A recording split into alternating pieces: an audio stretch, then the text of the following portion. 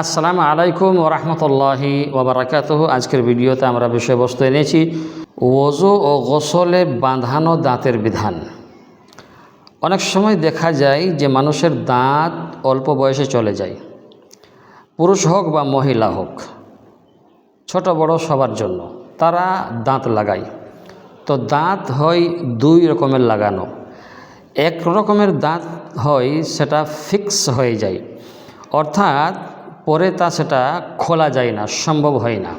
আবার এক রকমের দাঁত হয় কখনো লাগানো যায় এবং খোলাও যায়। যেমন দাঁতের মধ্যে কোনো জিনিস আটকে গেলে সেগুলোকে বার করতে পারবেন, এই রকম দাঁতও বাজারে মার্কেটে পাওয়া যায়।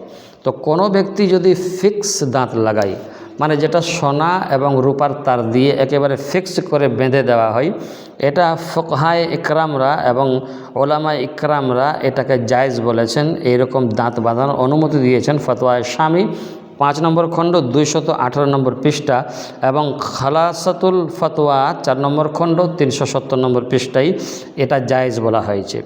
এবার আমরা বলবো যে দাঁত লাগানো, নকল দাঁত লাগানোর পরে ওযু গোসল যে করব, তো তার জন্য কি আমাদেরকে দাঁতগুলো খুলতে হবে?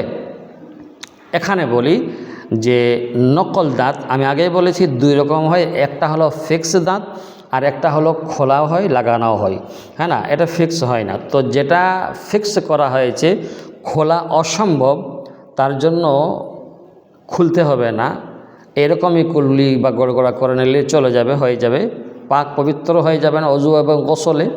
কিন্তু যেটা খোলা যায় এবং লাগানো যায় সেটা আপনাকে ওযুর সময় খুলতে হবে, গোসলের সময় খুলতে হবে। খুলে আপনি মুখ পরিষ্কার করে নেবেন, তারপর লাগিয়ে নেবেন, তারপরে আপনার কাজ হয়ে যাবে। গোসলের সময় যেহেতু আপনার জেগে গড়গড়া সহ কুল্লি করা, দাঁতের গোড়ায় গোড়ায় পানি পৌঁছাতে হবে ফরজ গোসলে, তাই খুলতে পারা গেলে খুলে নেবেন, আর যদি ফিক্স হয় তাহলে থাকতে দেবেন। এরকমভাবে গোসলের সময় কি করবেন, গড়গড়া এবং কুল্লি করে নেবেন, তাহলে হয়ে যাবে। আর ওযুতে যে বলা হয়েছে যে দাঁতগুলো খোলা যাবে, সে তো ওযুতেও গোসলও খুলতে হবে। আর ওযুর ক্ষেত্রে সুন্নত বলা হয়েছে দাঁতের গোড়ায় পানি পৌঁছানো, কারণ কুল্লি করা যে পরিসীমা রয়েছে সেটা হলো সম্পূর্ণ মুখ গ্রহের আপনার দিকে পানি পৌঁছানো। তাই হিদায়াতে 1 নম্বর খণ্ডই 6 নম্বর পৃষ্ঠাতে এসেছে, অতএব দাঁত খুলে নিতে হবে খোলা গেলে, আর না খুললে সেটা আর খুলতে হবে না। এরকমই আপনার গোসল ফরজ হয়ে যাবে আর আপনার ওযু হয়ে যাবে। আশা করব বুঝতে পেরেছেন। ভালো থাকবেন। আসসালামু আলাইকুম ওয়া রাহমাতুল্লাহি ওয়া বারাকাতুহু।